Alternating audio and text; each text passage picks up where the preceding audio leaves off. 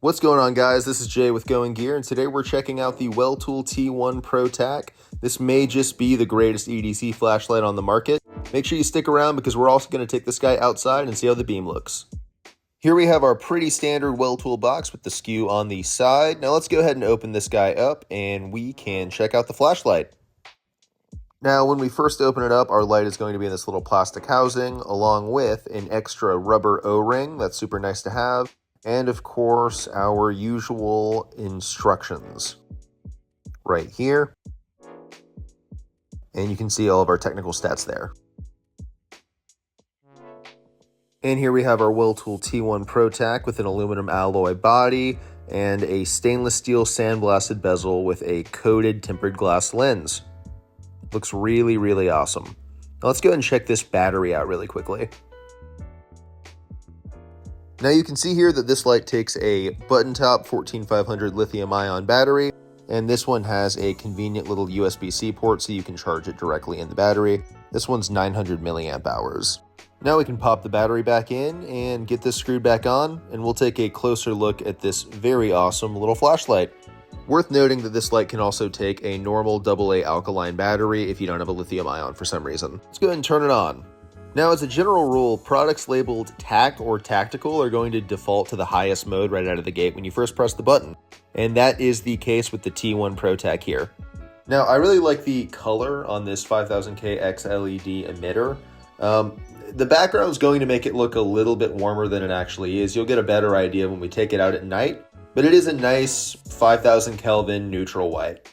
Now, one of the features that I really like about this light is just the awesome machining, like the knurling that you find on it. It makes it really comfortable to use in either a forward grip or reverse grip, or just holding it between your fingers.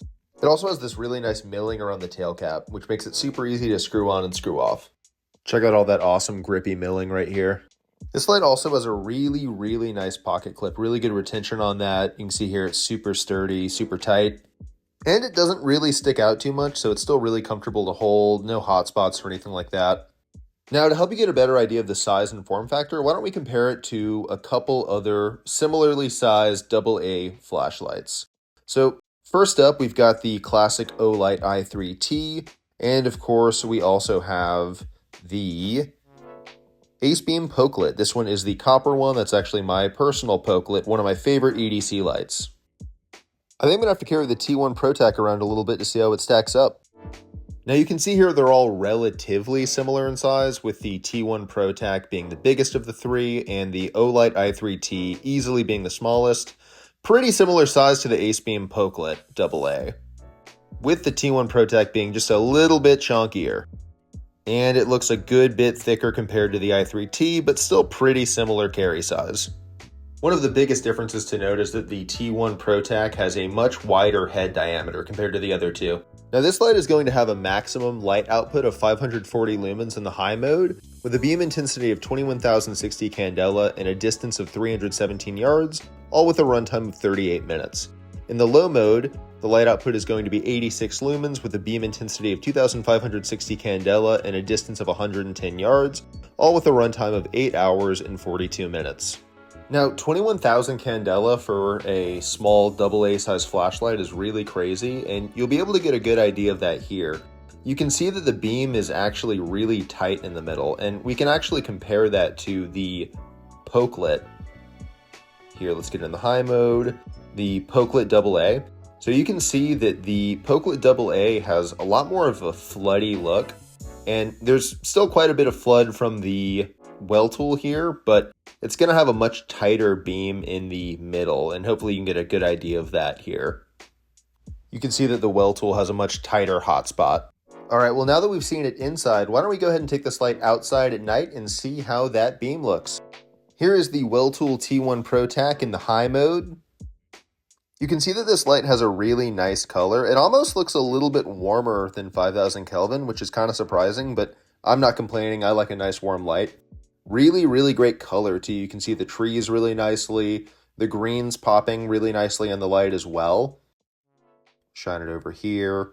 We've got a nice gazebo over here. We can check that out. You can really see the beam intensity at night too, just from that 20,000 candela. And here's the low mode. We just did 4 half clicks to get to this mode. So 4 half clicks reveals the hidden low mode on the T1 ProTac. You can still see the beam just a little bit, obviously much lower candela in the low mode, but we're still getting really great color, a very pronounced hotspot in the middle with some decent flood so we can see around us pretty well. Turning the light off and back on defaults us right back to this high mode. And you can really see the difference between the high and the low.